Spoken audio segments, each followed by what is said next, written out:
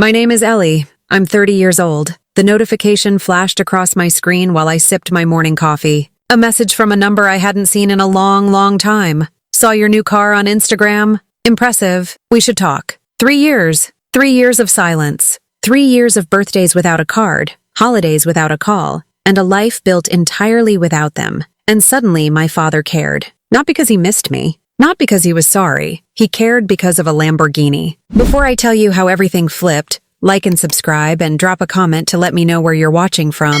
My story starts not with the car, but with a room full of empty chairs and a wedding dress that felt more like a costume for a play no one had come to see. I will never forget the silence of my wedding day. It's a sound that has stayed with me, a hollow ringing in my ears that resurfaces in my quietest moments. It wasn't the peaceful silence of a library or the comfortable silence between two people who love each other. It was a loud, aggressive silence, the kind that tells you that you are utterly and completely alone. The day had started with sunshine. It streamed through the large windows of the bridal suite, catching the light in the sequins of my dress hanging on the wardrobe door. My husband-to-be, Mark, had brought me coffee that morning, kissing my forehead and telling me he was the luckiest man in the world. His family was buzzing around the venue downstairs, his mother directing the florist with a happy, flustered energy, his cousins laughing as they helped set up the gift table. They were a normal, happy family, and for a little while, I let myself believe that I was about to become a part of that. My maid of honor. Sarah was fussing with my hair, pinning stray curls into place.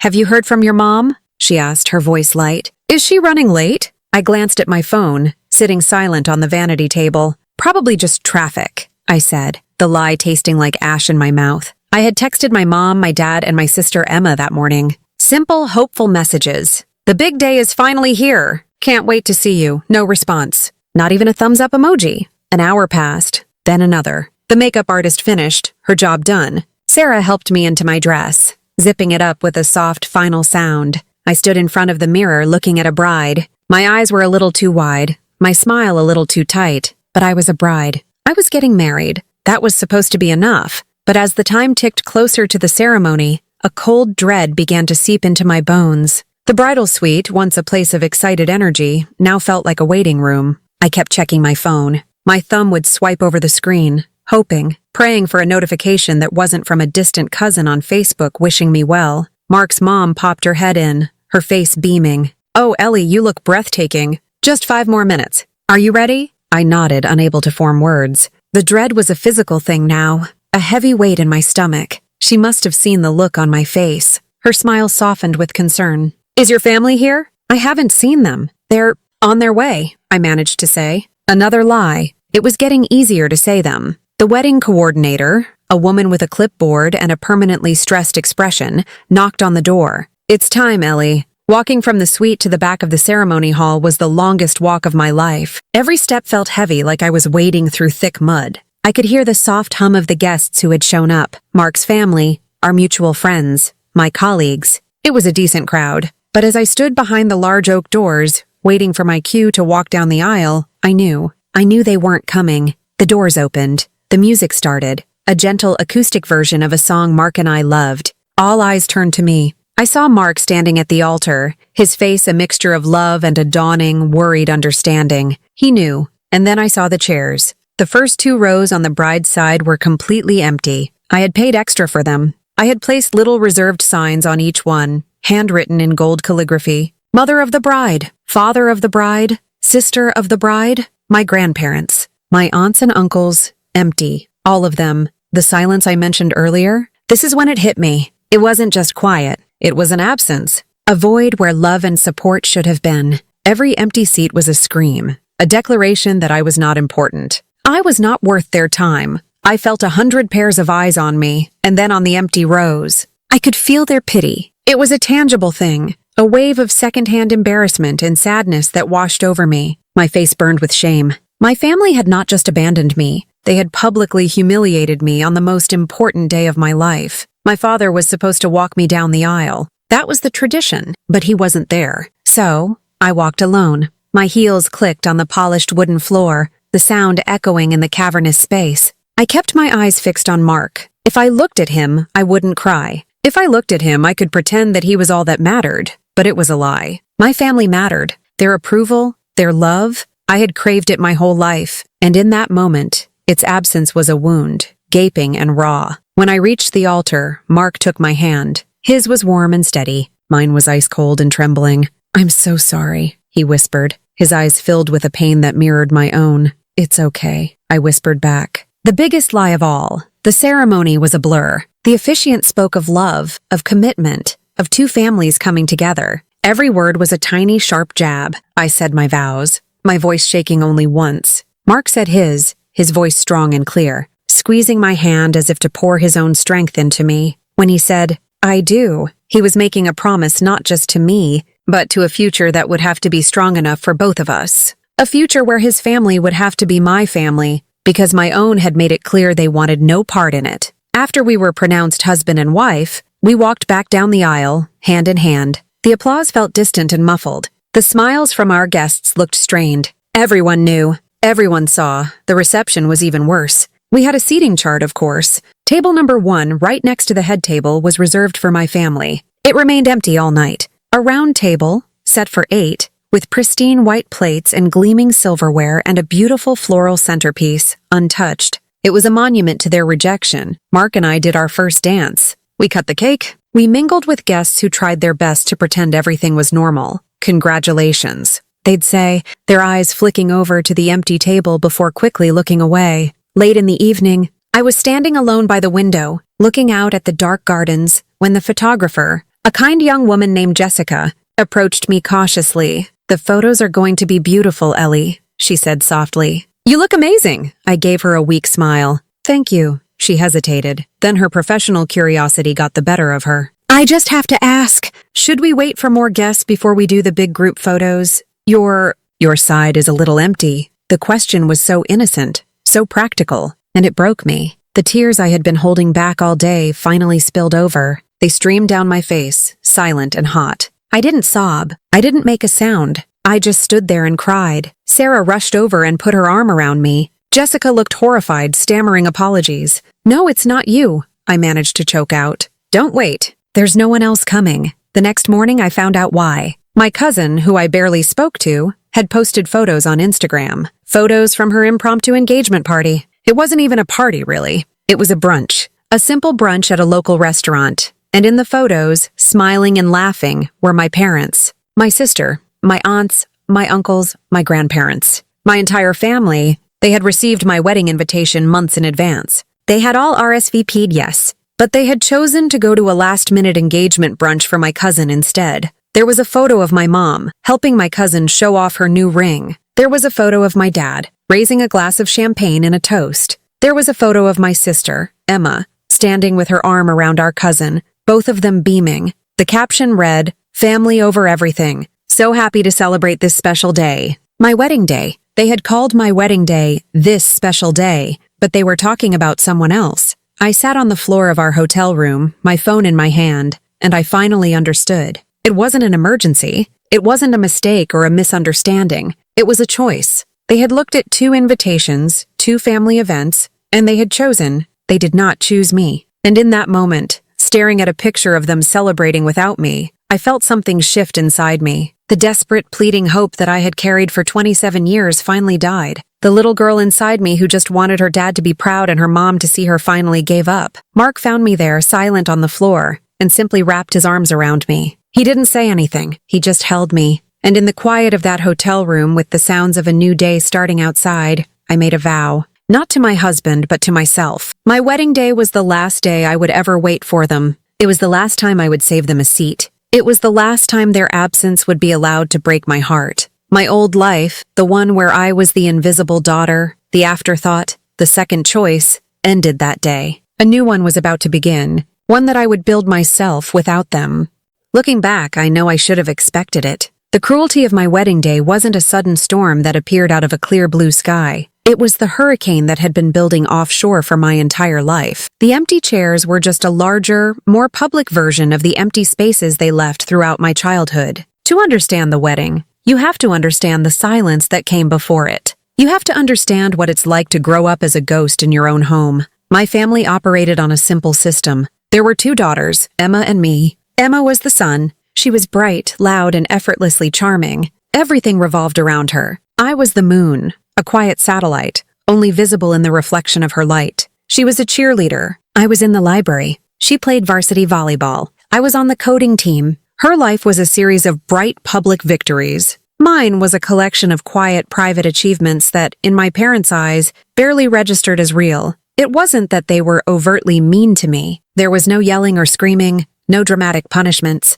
Their neglect was a quieter, more insidious thing. It was in the things left unsaid, the events forgotten, the achievements that were met with a polite, vacant smile. It was the slow, steady erosion of my own importance. Birthdays were the clearest example. Emma's birthdays were events. For her 16th, my parents took her and 3 of her friends to Disneyland for a long weekend. I remember the weeks of planning, the excited chatter at the dinner table about which rides to go on and which characters to meet. I wasn't invited. It was a special trip just for Emma, my mom explained, as if that made perfect sense. I was left at home with my grandmother. I spent the weekend watching them post photos online, Emma in sparkly mouse ears, hugging Cinderella, my dad laughing on a roller coaster, my mom holding a giant bag of souvenirs. They looked like the perfect happy family. I would stare at the screen, a hollow ache in my chest, feeling like I was looking at strangers who just happened to live in my house. My 16th birthday, 6 months later, was a Tuesday. I came home from school to find a store-bought cake on the kitchen counter.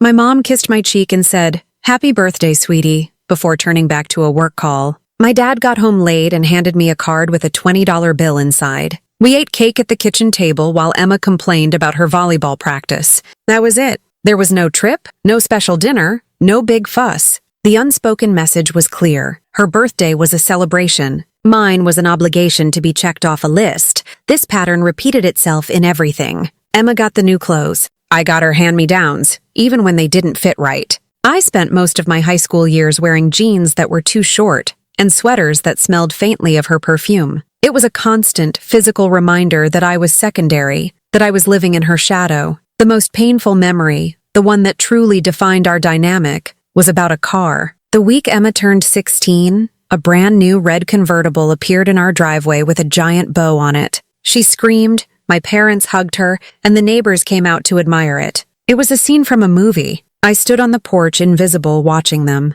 My dad clapped me on the shoulder and said, "Don't you worry, Ellie. We'll do the same for you when it's your turn." I held on to that promise. For 2 years, I believed him. When I turned 16, I woke up with a knot of excitement in my stomach. I looked out the window, but the driveway was empty. At breakfast, my parents gave me a card. Inside, instead of car keys, were brochures for a local driving school. "We'll pay for the lessons," my dad announced proudly, as if he were giving me the world. "And once you get a part-time job, you can start saving up. You'll appreciate a car so much more if you earn it yourself." The hypocrisy was breathtaking. I looked at him, searching his face for any sign that he understood what he was saying. But there was nothing, just a bland, self-satisfied smile. "But you bought Emma her car," I said, my voice barely a whisper. My mom sighed, that tired sound she made whenever I was being difficult. "Ellie, Emma's situation was different. She has cheer practice, away games. She needed a car for her responsibilities. It's not a competition, but it was. It always was. And I was always losing. I did get a job. I worked weekends at a bookstore, saving every dollar I could. It took me a year and a half to buy a beat-up 10-year-old sedan. The day I drove it home, I felt a surge of pride. I had done it myself. But when I pulled into the driveway next to Emma's shiny red convertible, my small victory felt pathetic. The thing was, I wasn't untalented or unsuccessful. I just had the wrong kind of talents. My skills weren't flashy. They didn't involve a scoreboard or a cheering crowd. My world was inside a computer. I loved the logic of it, the clean, quiet satisfaction of building something from lines of code. It was a place where the rules were fair and the outcomes were based on skill, not popularity. It was the one place I felt truly seen, because the computer didn't have a favorite. It just did what I told it to. In my junior year, my computer science teacher encouraged me to enter a statewide coding competition. I spent months working on my project, an early-stage AI program designed to help nonverbal students communicate. I poured everything I had into it. Late nights, weekends, lunch breaks. Every spare moment was spent refining the code, fixing bugs, and making it better. I didn't tell my parents much about it. Their eyes always glazed over when I tried to explain what I was doing. I had to take a bus to the state capitol for the competition. My teacher, Mr. Davison, came with me. My parents didn't offer to drive. Emma had a volleyball tournament that weekend, And that, of course, took precedence. The competition was held in a huge university auditorium. I was terrified. I was surrounded by hundreds of other students, all of them brilliant. But when it was my turn to present, a strange calm came over me. I spoke about my project, about the potential it had to help people. I wasn't trying to be impressive. I was just sharing something I loved. I didn't expect to win. When they called my name for third place, I was thrilled. Then they called second place, and it wasn't me. I started gathering my things, ready to go, and then the announcer said, "And the first place winner of this year's state coding exposition, receiving a $5,000 scholarship, is Ellie Vance." For a second, the name didn't register. Me? I had won? Mr. Davison was shaking my shoulder, a huge grin on his face. I walked onto the stage in a daze and accepted the oversized check and the heavy glass trophy. I had done it. I had won. This was not a small, quiet achievement. This was a big deal. A state championship. A scholarship. This I thought they would have to see. This they would have to be proud of. The bus ride home was torture. I couldn't wait to show them. I clutched the trophy in my lap the entire way. When I finally got home, I burst through the front door, my heart pounding with excitement. "Mom!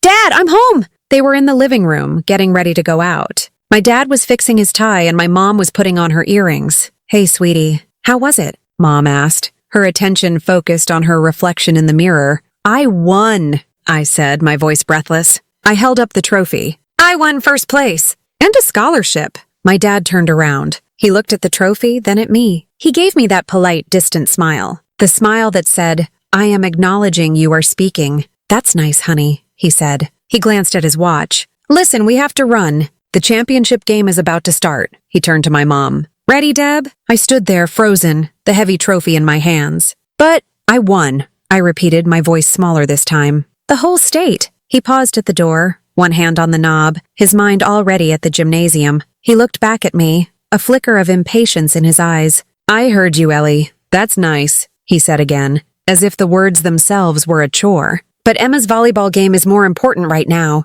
It's the finals. We'll celebrate later." But we never did. They came home late that night, either celebrating Emma's win or consoling her loss. I never found out which. The next morning, it was like it never happened. My trophy sat on the kitchen counter for a week, gathering dust, before I quietly took it up to my room and put it on a shelf in the back of my closet. That was the moment I stopped trying. Not consciously, perhaps, but deep down, a part of me gave up. I understood then that there was nothing I could ever do, no prize I could ever win, that would make me as important as my sister. My achievements would always be nice. Hers would always be important. I built a wall around my heart after that. I focused on my grades, on my coding. I learned to be self-reliant because I had no other choice. I stopped seeking their approval because it was a currency they were only willing to spend on one child. So, when I stood at the altar, watching those empty chairs, a part of me wasn't even surprised. It was the ultimate expression of the philosophy they had taught me my entire life. I was the nice to have, not the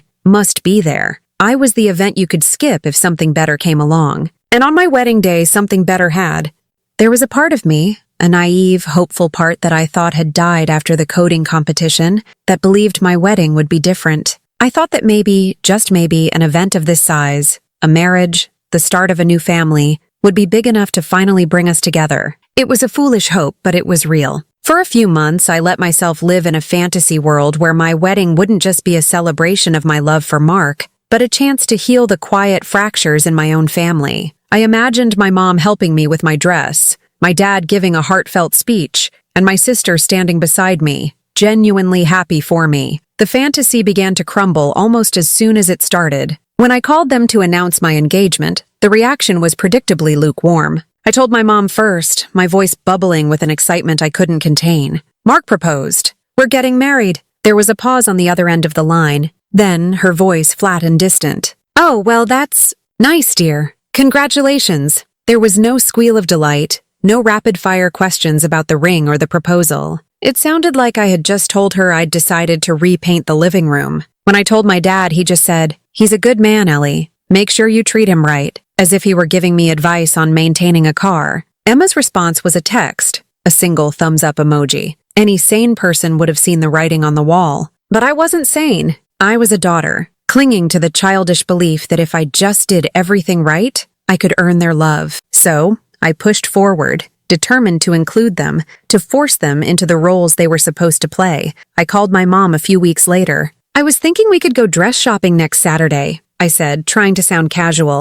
Just the two of us. I had pictured this day my whole life. My mom tearing up as I stepped out of the dressing room in the perfect white gown. "Oh, I can't, honey," she said instantly. "Emma has a hair appointment on Saturday. It's for her highlights. It's impossible to get an appointment with this stylist. We booked it months ago. I have to drive her. A hair appointment. Her daughter's hair appointment was more important than her other daughter's wedding dress." The excuse was so flimsy, so insulting, it almost took my breath away. But I just said, "Okay, no problem. Another time maybe." But I never asked again. I went shopping with Sarah and Mark's mom, who did cry when I found the right dress. She held my hand and told me I was the daughter she'd always wanted, and I had to bite the inside of my cheek to keep from crying myself for all the wrong reasons. I asked Emma to be a bridesmaid. I thought I had to. It was the right thing to do. I took her out to lunch to ask her, hoping a one-on-one setting would make it feel more special. She looked bored before I even opened my mouth. "Will I have to wear a weird dress?"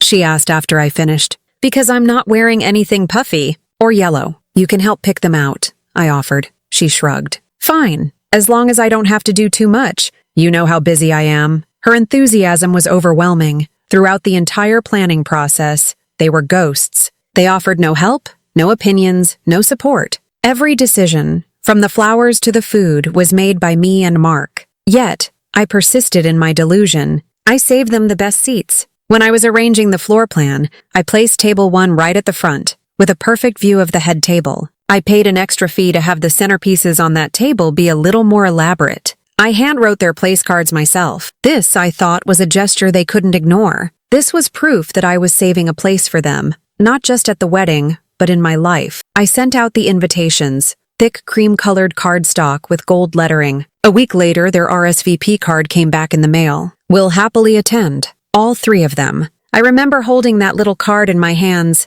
a wave of relief so powerful it almost made me dizzy. They were coming. They had said yes. The polite smiles, the excuses, the disinterest. Maybe that was all in my head. They were coming to my wedding. It was going to be okay. That feeling, that fragile bubble of hope, lasted right up until 10:30 a.m. on the morning of my wedding. I was in the bridal suite, a flurry of activity around me. The makeup artist was dabbing powder on my nose, and Sarah was telling a funny story about her last disastrous date. I was happy. Genuinely, nervously, breathtakingly happy. My phone, which had been silent all morning, buzzed on the table beside me. I smiled, thinking it was a good luck text. I picked it up. It was from my mom. My heart did a little flip. Finally, I opened the message. There were only 7 words. "We can't make it." Something came up. I read it once, then twice. The words swam in front of my eyes. They didn't make sense. It felt like a language I didn't understand. Something came up. What could come up on your daughter's wedding day?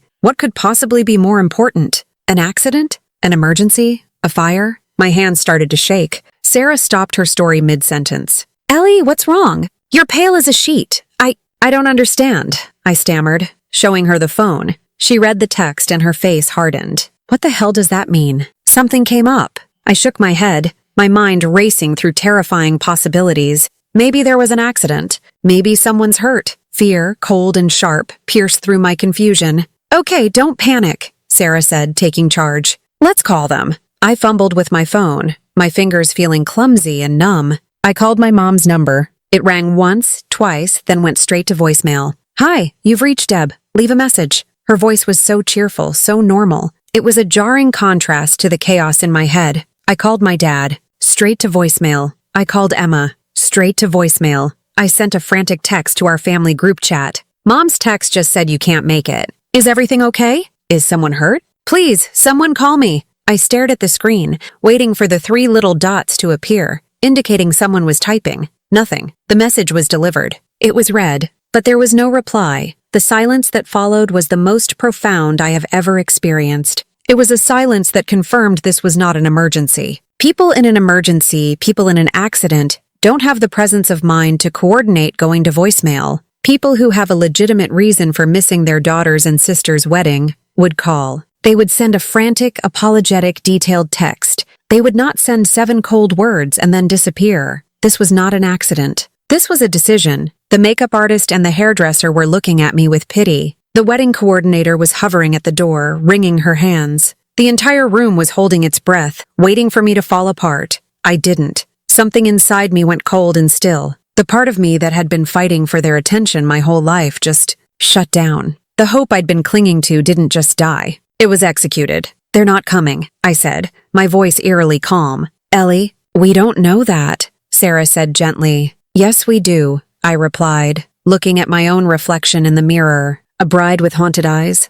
"They're not coming." An hour later, I was standing behind the ceremony doors listening to the music start. Every instinct in my body screamed at me to run, to hide, to call the whole thing off and spare myself the public humiliation. But then I thought of Mark waiting for me at the altar. Mark, who had spent the last 5 years showing me what unconditional love felt like. His family was out there in their seats. My friends were out there. They had shown up. They deserved to see a wedding. Mark deserved a wedding. I deserved a wedding. My father wasn't there to walk me down the aisle, to give me away. So I gave myself away. I nodded to the coordinator and the doors swung open. Walking down that aisle was an act of war. Every step was a defiance. I saw the empty front rows, the pristine, untouched chairs that I had so carefully reserved. I saw the confused and pitying looks on the faces of my guests, and I felt a strange sense of clarity. This was not a misunderstanding. This was a message. This was the culmination of every forgotten birthday, every "that's nice,"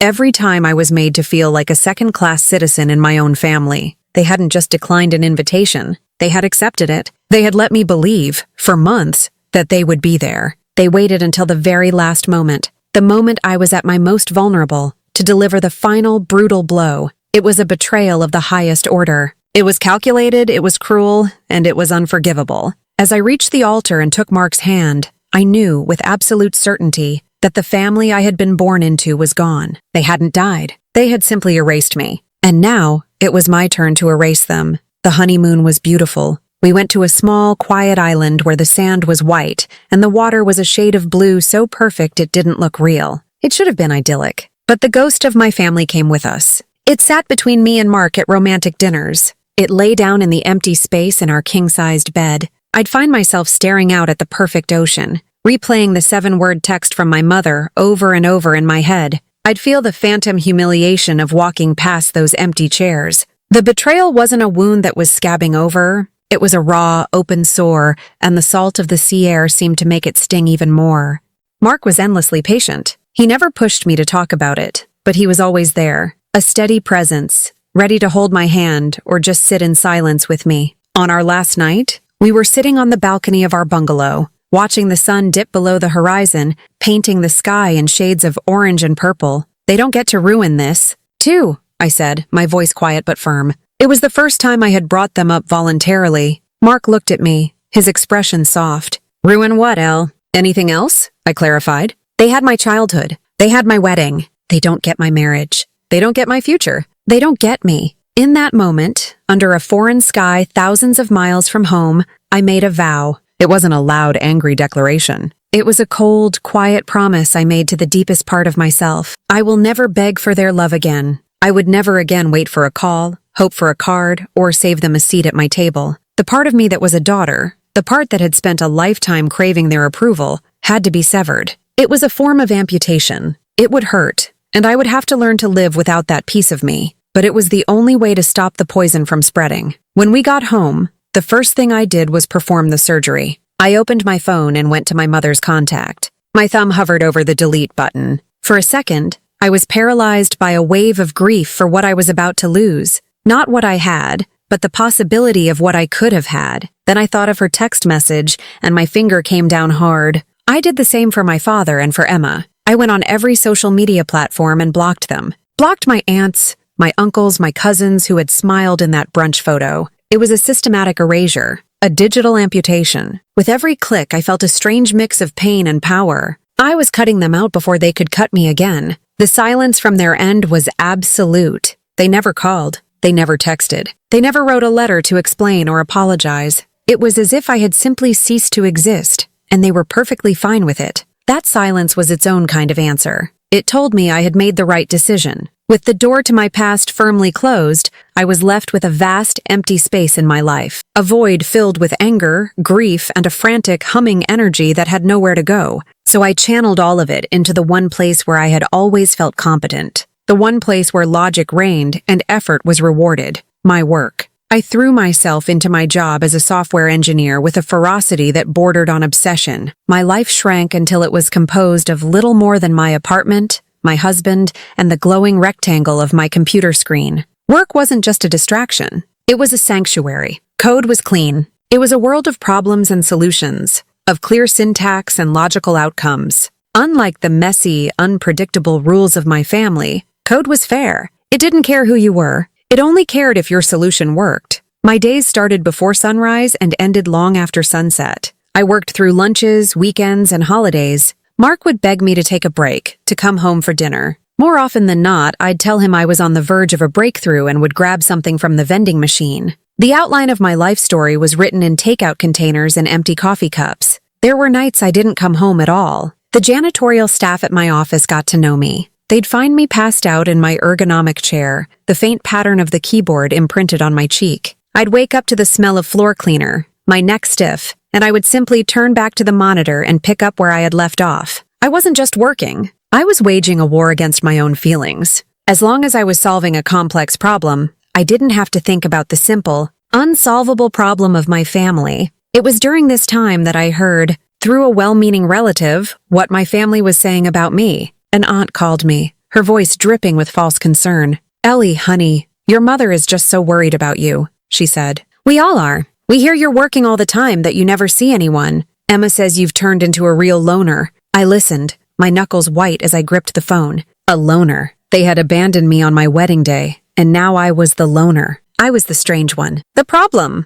I know you're still upset about the wedding," my aunt continued, her tone condescending. "But don't you think it's time to be the bigger person and just call your mother? Maybe apologize and smooth things over?" Apologize. The word hung in the air between us. Apologize for what? For getting married? For being humiliated? For their cruelty? The audacity of it was so profound it almost made me laugh. They had created the wound, and now they were criticizing the way I was trying to heal. In their version of the story, I was the villain. The cold, unforgiving daughter who was punishing her poor, loving family. "Thank you for your concern," I said, my voice as cold and dead as my feelings for them. "But I'm fine." I hung up and blocked her number, too. The work became my sole focus. I revisited the project I'd won the state competition with in high school, the AI-driven communication tool. Back then, it was a clumsy but promising piece of code. Now, with years of professional experience, I saw its true potential. I began rebuilding it from the ground up on my own time after my day job was done.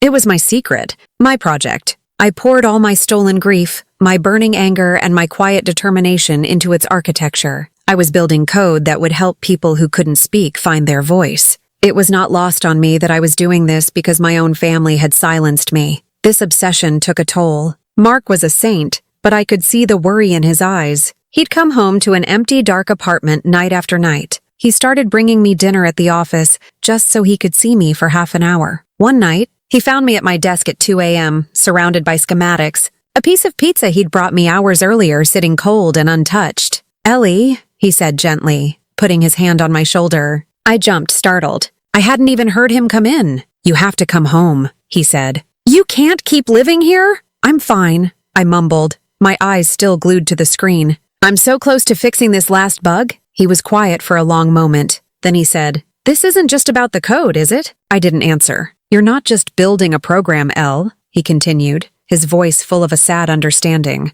"You're building a fortress. I'm just worried you're locking yourself inside it." He was right. I was building walls made of code, and they were 100 feet high. I was safe inside, but I was also alone. I looked at my wonderful, loving husband, and a pang of guilt hit me. He had shown up for me when no one else had, and I was repaying him by becoming a ghost in our marriage. "You're right," I whispered, finally turning away from the screen to look at him. "Let's go home." That night was a turning point. I didn't stop working, but I started working smarter. I set boundaries. I came home for dinner. I let my husband back into my fortress. The anger was still there, a low-burning pilot light, but it no longer consumed me. It was fuel. and I was using it to build something that belonged only to me. I was no longer Ellie the invisible daughter or Ellie the abandoned bride. I was becoming someone new, someone they would not recognize, and I was doing it all by myself. The conversation with Mark in my office that night was a quiet alarm bell. He was right. In my desperate effort to outrun my pain,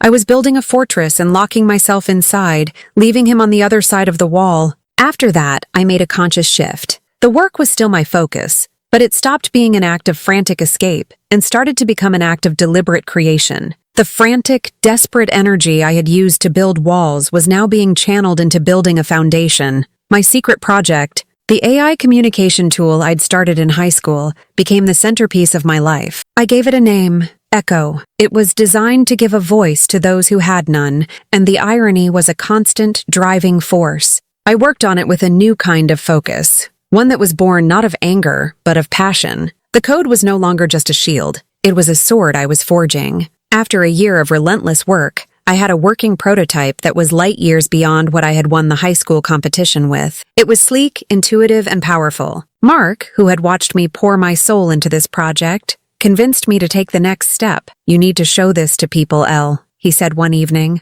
looking over my shoulder at the screen. "This is too important to stay on your laptop." He found a local tech startup competition, a small event for seed-stage companies looking for their first round of funding. I was terrified. The last time I had presented my work in a public forum, the subsequent dismissal from my father had crushed me. But this was different, I told myself. I wasn't a 17-year-old girl desperate for her dad's approval. I was a 30-year-old woman who had built something extraordinary from the ashes of her old life. I entered. I spent weeks refining my presentation, not just the technical details, but the story behind it. The story of communication, of connection, of giving a voice to the voiceless. On the day of the competition, my audience wasn't empty. Mark was in the front row, his face radiating a pride that was so pure it almost made me emotional before I even began. Sarah was next to him, giving me 2 enthusiastic thumbs up. And next to her was a surprise guest.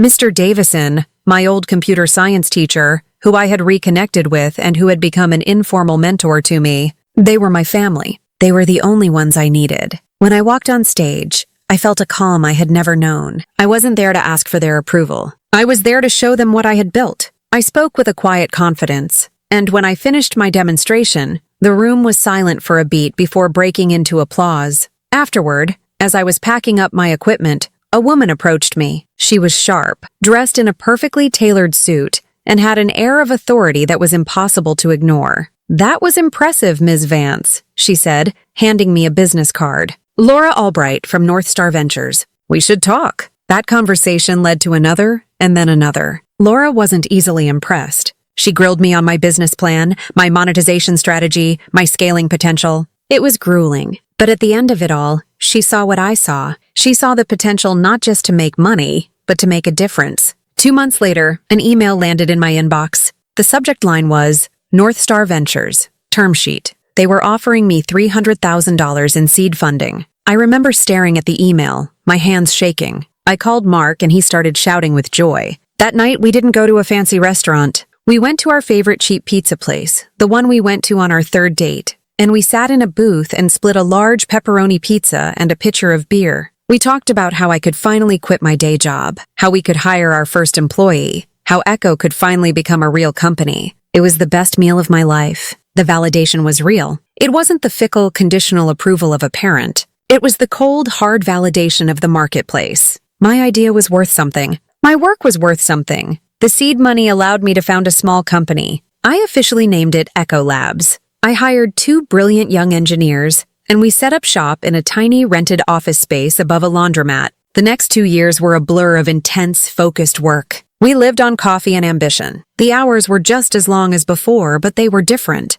They were filled with collaboration and a shared sense of purpose. We weren't just building a product. We were on a mission. Our big break came when we secured a partnership for a pilot program. It wasn't with just any hospital. It was with the leading children's hospital in the state. They agreed to a 6-month trial of the Echo device with 10 of their nonverbal patients. The day we delivered the first devices was the most nerve-wracking day of my life. A month into the trial, I was invited to observe a session with one of the patients. a 7-year-old boy named Leo who had a rare neurological condition that had left him unable to speak since birth. He had been working with a therapist on our device for a few weeks. I stood in the corner of the room, trying to be invisible, as Leo's parents watched him. Leo was using a simple interface I had designed, selecting icons that the Echo software would then translate into spoken words. He tapped an icon of a boy, then an icon of a heart, then an icon of a woman and a man. The device's gentle synthesized voice spoke the words aloud. Leo loves mom and dad. His mother let out a sob. His father's face crumpled. They had never, not once in 7 years, heard their son express that thought. They rushed to his side, hugging him, tears streaming down their faces. Leo looked at them, and for the first time, a huge, brilliant smile spread across his face. He knew they had understood him. In that moment, watching that family connect in a way they never thought possible, my own pain finally receded. The anger I had carried for so long, the bitterness that had fueled my work, it all melted away. It was no longer about them. It was no longer about proving them wrong or making them sorry. It was about this. It was about Leo. It was about giving a voice to a little boy who had so much to say. My work finally had a purpose that was bigger than my own pain. The hospital trial was a resounding success. The data we gathered was incredible, and the stories, like Leo's, were powerful. That success attracted more investors. Our small company of 3 grew to 15, then to 50. 3 years after I signed that first term sheet with Laura Albright, the landscape had completely changed. Echo Labs was a leader in assistive technology. Then the big offer came. One of the largest tech companies in the world, a giant in the industry, wanted to acquire us. They saw our technology as a perfect fit for their own hardware. The initial offer was stunning. The negotiations took months. There were lawyers and accountants and endless meetings. I leaned heavily on Mark, Sarah, and Mr. Davison, who was now an official member of my board. They were my team, my real family, guiding me through a process I never could have imagined. Finally, the day came to sign the papers. I sat in a sterile, glass-walled conference room high above the city and signed the document that would sell my company. The final sale price was $12 million. After it was done, there was no pop of a champagne cork, no wild celebration. I just sat in my car for a long time, looking at the city skyline. $12 million. It was a number so large it felt fictional. My first instinct was not to call my parents. The thought didn't even cross my mind. The people I shared the news with were the ones who had been there. I drove home and told Mark, who lifted me up and spun me around the living room until we were both dizzy and laughing. We called Sarah, and she screamed so loud I had to hold the phone away from my ear. We took Mr. Davison out for the fanciest steak dinner in town. We celebrated with the people who had shown up. A week later, I did something just for me. I walked into a Lamborghini dealership. I was wearing jeans and an old hoodie from my college days. The salesman ignored me at first, their eyes scanning for wealthier-looking clientele. Finally, a young salesman reluctantly approached me. "Can I help you?" he asked, his tone skeptical. "Yes," I said, pointing to a sleek, impossibly beautiful, pearlescent white Lamborghini in the center of the showroom. "I'll take that one." His jaw dropped. I wasn't a car person. I didn't care about speed or engine specs. But the car was a symbol. It was a loud, unapologetic, impossible-to-ignore trophy. My father had dismissed my state championship trophy as nice. My family had ignored my wedding. But this? No one could ignore this. It wasn't for them. It wasn't to make them jealous or angry. It was for me. It was a physical, tangible monument to my journey. It was the proof, sitting on 4 wheels, that I had not only survived their absence, but I had thrived in it. It was a declaration to myself, and only to myself. I made it. Posting the picture of the car was an afterthought. I wasn't a big social media person. My profiles were mostly dormant, artifacts from a life before Echo Labs had consumed me. But as I stood in my driveway, looking at this absurdly beautiful machine that was somehow mine, I felt a flicker of an impulse I hadn't felt in years. It was a flicker of pride, a desire to mark the moment. So I took a picture. It wasn't staged or filtered. It was just the car gleaming in the late afternoon sun. I posted it with a simple, quiet caption. A new chapter. I didn't tag anyone. I didn't add a string of hashtags. I put my phone down and Mark and I went out for a drive. We didn't go anywhere fancy. We just drove along the coast with the windows down, letting the sea air whip through our hair, the powerful engine a steady, reassuring rumble beneath us. For the first time since my wedding day, I felt a sense of profound, uncomplicated peace. The ghosts were quiet. The wound was finally a scar, a pale, silvery line that would always be a part of me. but one that no longer ached with every breath. When we got home a few hours later, I picked up my phone. It was buzzing nonstop. My Instagram post had, for reasons I couldn't fathom, gone viral. A friend with a much larger following had reposted it, and from there it had snowballed. There were hundreds of comments from strangers. "Dream car. You go, girl. What do you do for a living?" It was overwhelming and bizarre. But those weren't the notifications that made my stomach clench. It was the text messages. They started as a trickle, then became a flood. Distant cousins I hadn't spoken to in a decade. Old family friends who had sent pitying looks at my wedding. They all said some version of the same thing. "Wow, Ellie! Congratulations on all your success." The word success was always there, as if it were a new trait I had suddenly acquired. I ignored them all. They were just noise, flies buzzing around a light they had just noticed. I was about to put my phone on silent when a new message appeared, from a number that wasn't in my contacts, but that I recognized instantly. My heart didn't leap. It didn't ache. It just went cold and heavy, like a stone. It was from my father. The message was short, the same one that had started this entire recollection. "Saw your new car on Instagram. Impressive. We should talk." I stared at the words, dissecting them with the same analytical precision I used for lines of code. There was no apology. There was no "I miss you." There was no "I'm sorry for missing your wedding and then ignoring you for 3 years." There was no acknowledgement of the gaping chasm of silence that stretched between us. There were only 3 concepts. He saw my car. He was impressed. He wanted to talk.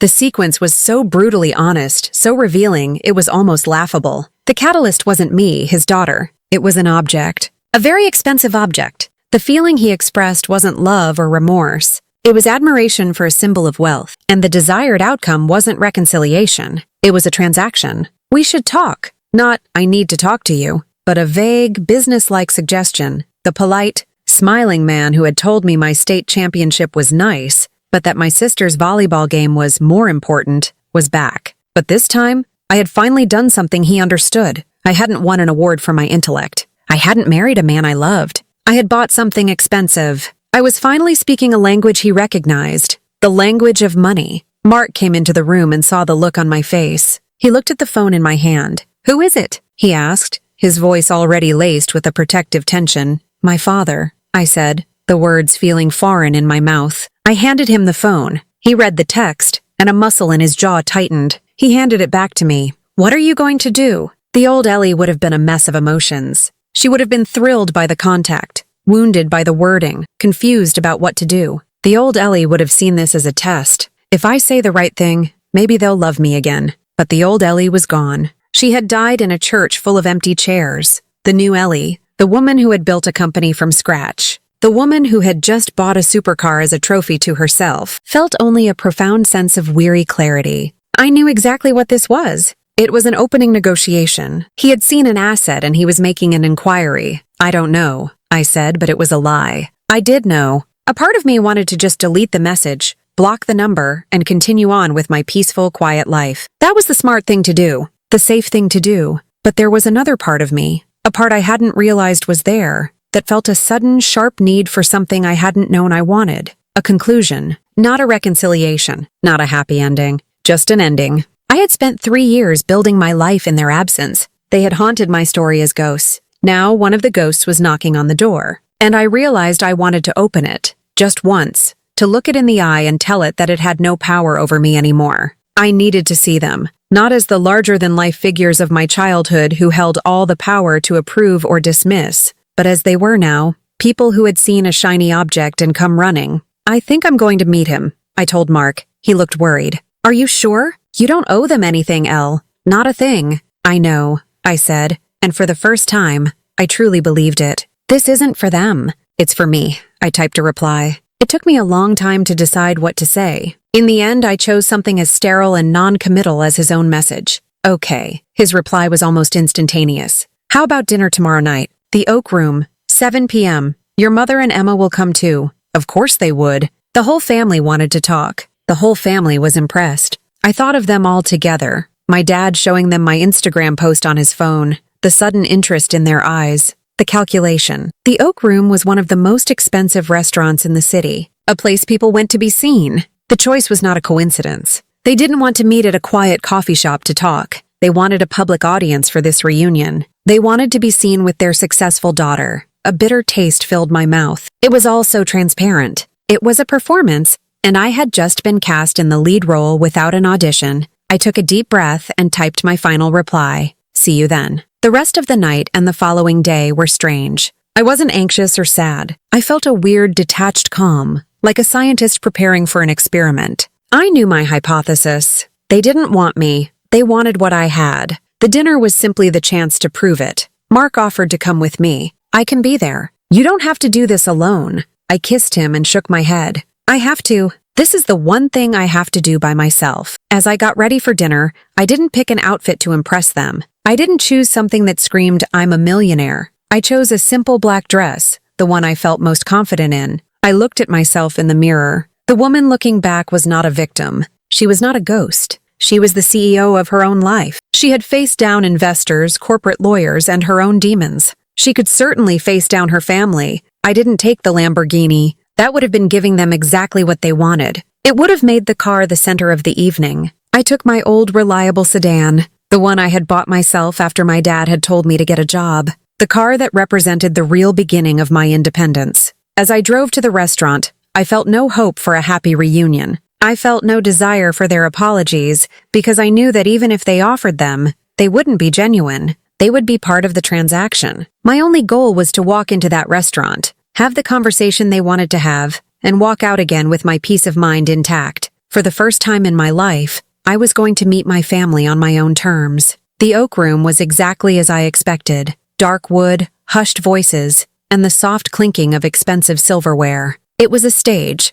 and my family was already seated at a prominent table in the center of the room. They had arrived early, positioning themselves to be seen. As I walked toward them, I felt 100 pairs of eyes on me. I was no longer the invisible daughter. I was the girl with the Lamborghini, the subject of local gossip. My father stood up as I approached. He was wearing a suit I'd never seen before, looking polished and proud, as if he were about to accept an award on my behalf. He opened his arms for a hug. I sidestepped it, offering a cool, polite handshake instead. His smile faltered for a fraction of a second. Ellie, he said, recovering quickly, you look wonderful. My mother, Deb, was next. She gave me an airy kiss on the cheek that didn't quite land. So good to see you, darling. It's been too long. She said it with the casual breeziness of someone who had simply lost track of time, as if the 3 years of crushing silence were a minor oversight. My sister, Emma, just gave me a tight, assessing smile. She looked me up and down, her eyes lingering for a second, as if searching for a price tag. There was no warmth in her gaze, only a sharp, competitive glint. She was the sun, I remembered, and I was the moon. But something had shifted in our solar system. A new, brighter star had appeared, and she didn't know how to react. I sat down, the leather of the booth cool against my back. The silence was awkward for a moment before the waiter arrived. A welcome interruption. We ordered drinks, and then they just looked at me, expectant. I refused to be the first one to speak. This was their meeting. I was just an attendee. Finally, Dad cleared his throat, placing his hands on the table as if opening a business meeting. Well, Ellie, he began, his voice laced with a false heartiness. It seems you've been busy. I have, I said, my voice even. A Lamborghini, he said, shaking his head with a theatrical laugh. My daughter. Who would have thought? He looked around the table, as if expecting my mom and sister to join in the collective manufactured pride. Mom jumped in right on cue. We are so proud of you, Ellie. All your success. It just makes us so happy. Her smile was wide and bright, but it didn't reach her eyes. Her eyes were calculating, trying to read me. The words hung in the air between us. We're so proud of you. The words I had longed to hear my entire life. When I won the coding competition, when I graduated from college with honors, when I got married, the words they had withheld for 30 years were suddenly being offered up, cheap and easy, because of a car. I didn't thank them. I didn't smile back. I just took a slow sip of my water and looked at them, my expression unreadable. My lack of a grateful response clearly unnerved them. They had expected me to be so starved for their approval that I would leap at these crumbs. Dad pushed forward, getting to the real agenda. You know, Ellie, families should stick together. We've been apart for too long. Life's too short for that. Is it? I asked, my voice dangerously quiet. He ignored my interruption. Your sister, Emma, he said, gesturing toward her. She's been thinking of starting a new business. A boutique fitness studio. A great idea.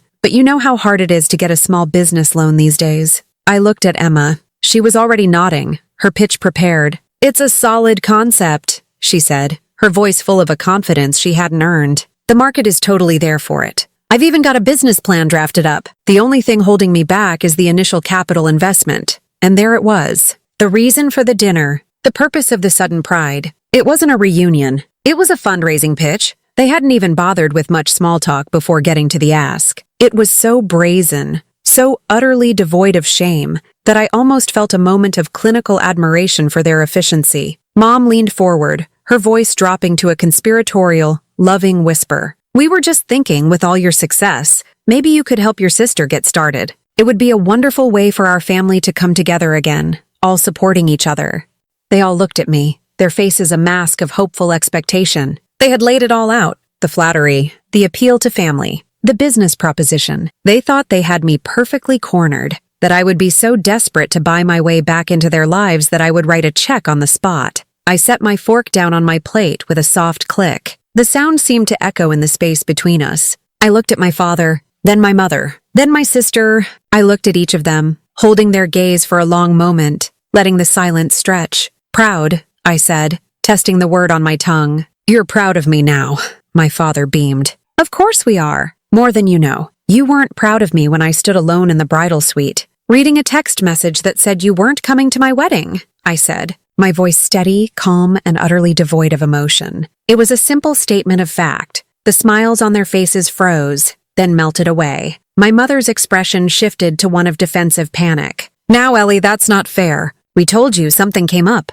"A brunch," I said. "A last-minute engagement brunch for a cousin. That's what came up." "I saw the pictures." A flash of anger crossed my mother's face before she masked it. "It was a misunderstanding. The timing was just complicated. You weren't proud of me when I won the state coding competition," I continued, my gaze shifting to my father. "You said it was nice, but that Emma's volleyball game was more important?" His face reddened. "That was a long time ago. I was just trying to support both my children equally." "No," I said, cutting him off. "You weren't. You were teaching me that my achievements didn't matter. You weren't proud when I cried myself to sleep on my wedding night, alone in a hotel room while you were out celebrating someone else. You weren't there for a single important moment of my adult life." I let the words settle. The air at the table was thick with a tension so heavy it felt hard to breathe. I looked at all of them, my voice dropping but losing none of its intensity. "For 3 years you have been silent. You ghosted me. You made it clear that I do not exist to you. But now?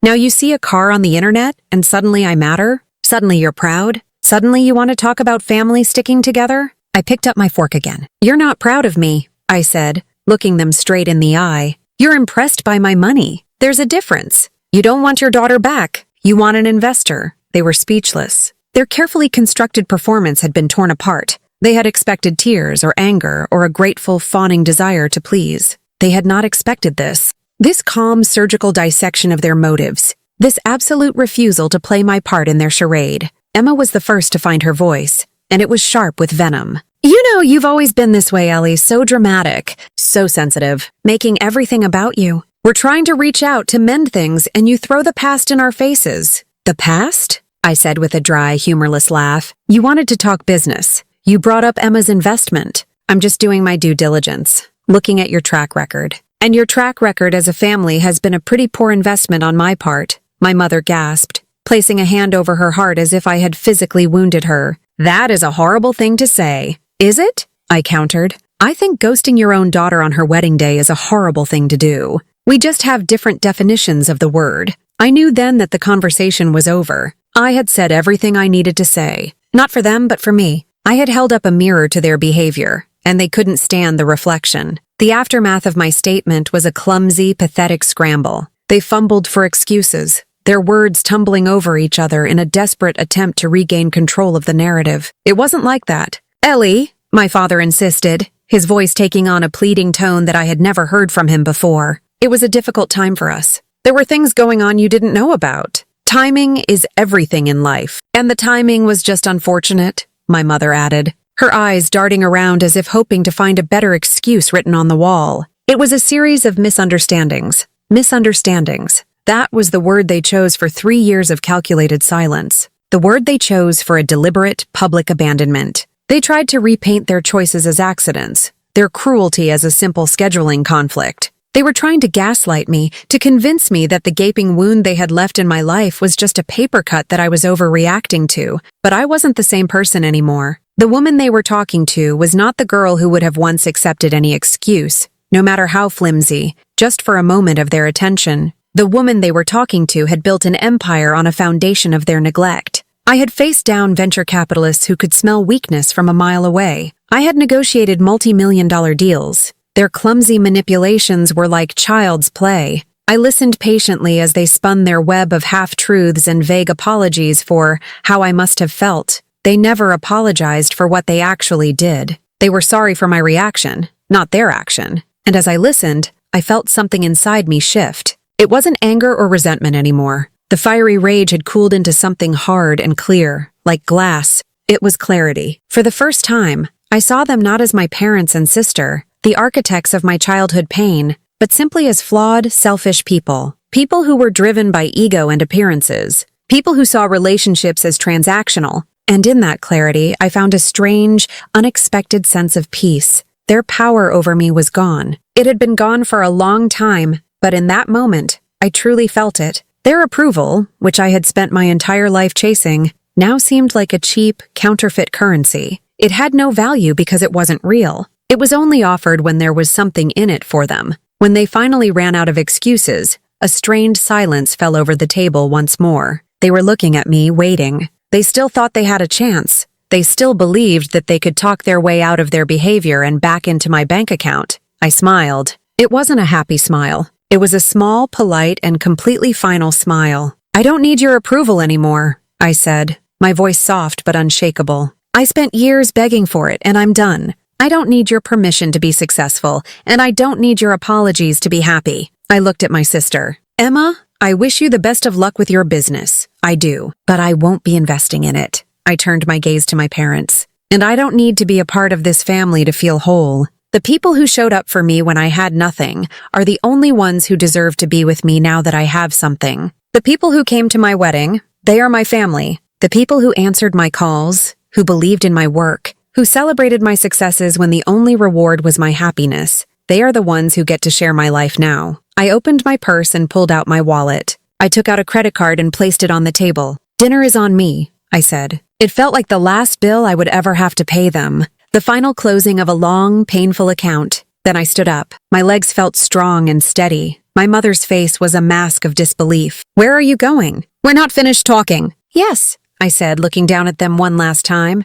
"We are." I turned and walked away. I didn't look back. I could feel their eyes on me, on every person in the restaurant who was now openly staring. But for the first time in my life, their judgment felt weightless. It couldn't touch me. The shame I had carried for so long wasn't mine to carry. It was theirs. I was leaving it on the table with them, right next to my credit card. Walking out of that restaurant and into the cool night air felt like taking my first breath after being underwater for a very long time. I hadn't screamed or cried or thrown a drink in anyone's face. I hadn't needed to. My power wasn't in a dramatic outburst. It was in my quiet calm. It was in my ability to see them for who they were, to speak my truth without anger, and to walk away without regret. I got into my old, reliable sedan, the car I had bought with my own money, the car that had taken me to work every day as I slowly, quietly rebuilt my world. It felt more valuable to me in that moment than the Lamborghini ever could. As I drove away, I knew that door was closed forever. And I wasn't sad. I was free. I had chosen peace over their performance, my own happiness over their permission. I didn't need to prove them wrong anymore. I just needed to continue living my own life, a life they were no longer a part of, and that was the greatest success of all. That night I didn't drive home. I drove to the one place that felt like it. It was a small, unassuming Italian restaurant, the kind with checkered tablecloths and Chianti bottles holding melted candles. Inside, sitting around a large, loud table, was my real family. Mark was there, his face lighting up the second he saw me walk in. Sarah was there, already halfway through telling an animated story. My old mentor, Mr. Davison, was there, laughing along. And the core team from my startup, the brilliant engineers who had been in the trenches with me from the very beginning, were there too. They were having our regular Friday night dinner, a tradition we had started back when the company was just 3 people in a tiny office. I slid into the empty seat they had saved for me next to Mark. He put his arm around me and kissed my temple. "How did it go?" he whispered. "It's over," I said. a real smile finally spreading across my face. It's really over. I didn't need to give them the details. They didn't need a play-by-play of the drama. All they needed to know was that I was okay. Sarah raised her glass of wine. "A toast," she declared, her voice ringing through the happy noise of the restaurant. "To Ellie, for closing a very, very long chapter." Everyone at the table raised their glasses. "To Ellie," they cheered. The laughter, the love, the easy, unconditional warmth that filled that space. It was everything my blood family had never been able to give me. These were the people who had seen my potential when I was just a woman with an idea. They had answered my 3 a.m. phone calls about a bug in the code. They had brought me coffee when I'd slept in my office chair. They had celebrated my $12 million buyout with the same genuine joy they would have celebrated a $12 raise. They loved me, not my success. As I looked around the table at their smiling faces, I realized the profound truth of my journey. The best revenge isn't proving your enemies wrong. It isn't about rubbing your success in their faces or making them regret what they did. That kind of victory is hollow because it still centers them in your story. It still gives them power. The best revenge is living so well, so fully, and so happily that their absence becomes irrelevant. It's building a life so filled with love and purpose that you barely notice the space they used to occupy. Their silence is no longer a painful void, but a peaceful quiet. Their absence feels like freedom. I had spent so many years thinking I was broken that there was something wrong with me that made me so easy to cast aside. But I was never the one who was broken. The broken thing was my family. I had just finally stopped trying to fix it. I took a sip of my wine, the warmth spreading through my chest, and I joined in the laughter. I was home. Have you ever been ignored by the people who should have supported you? Share your story below. Hit like if you know success is the sweetest revenge. Subscribe for more stories where silence turns into strength.